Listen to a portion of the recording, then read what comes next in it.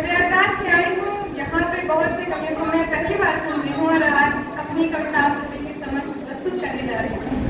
आशा करती हूँ पसंद आएगा। सबसे पहले मैं अपनी कुछ पंक्तियाँ कवियों की तरफ से आप सभी श्रोताओं के लिए प्रस्तुत करती हूँ, सुनिएगा। मेरे शब्दों की गहराई को तुम क्या भाप सकते हो,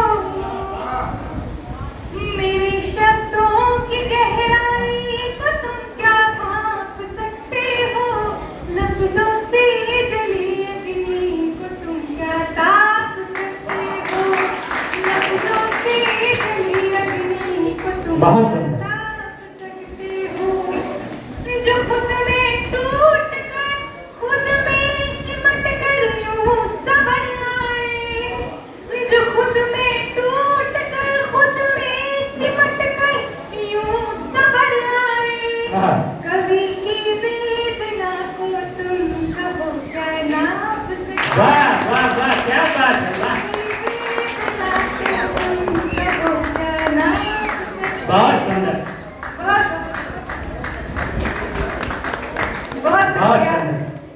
मुझे बहुत अच्छा लिखना तो नहीं आता, मैंने कहीं सीखा नहीं है। मैं लेकिन आप पढ़ रहे हो बहुत सुंदर से, बहुत सुंदर पढ़ रहे हो आप खुल के पढ़िए।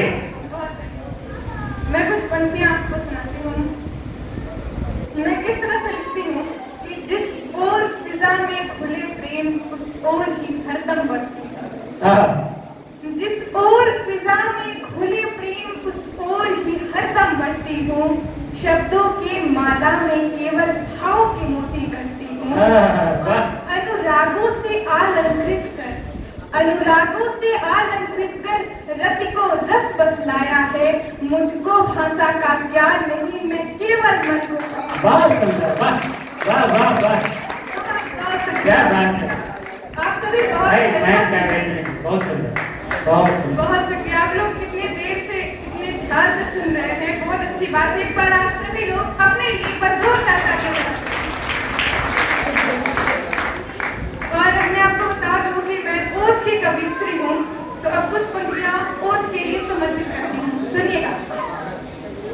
चाटुकारिता करने वाली कविता की मैं विधा नहीं हूँ, बहुत सुंदर। चाटुकारिता करने वाली कविता की मैं विधा नहीं हूँ, जो गद्दारों का गुण गाए हरगिज ऐसी कथा नहीं हूँ, जो गद्दारों का गुण गाए हरगिज ऐसी कथा नहीं हूँ, कलम मगर घबराई मेरी किंचित भी सच लिखने में, कलम मगर घबराई मेरी किंचित भी सच लिखने में, तो व्यर्थ मेरा जीवन होगा, फिर भारत की मैं सुता नहीं हूँ। बहुत बढ़िया, मेरा जीवन होगा, बहुत बढ़िया, भारत की मैं सुता नहीं हूँ।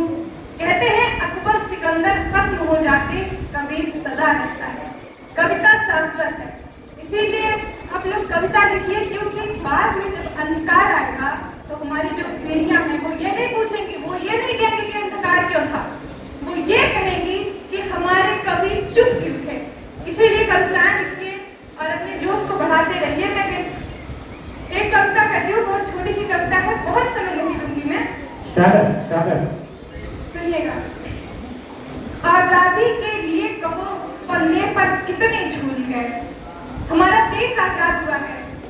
आप सभी बता सकते हैं कि जिस आजादी के लिए हमारे देश के सैनिकों ने, वीर जवानों ने अपना बलिदान दिया, क्या हम वास्तव में वो आजादी पाए हैं?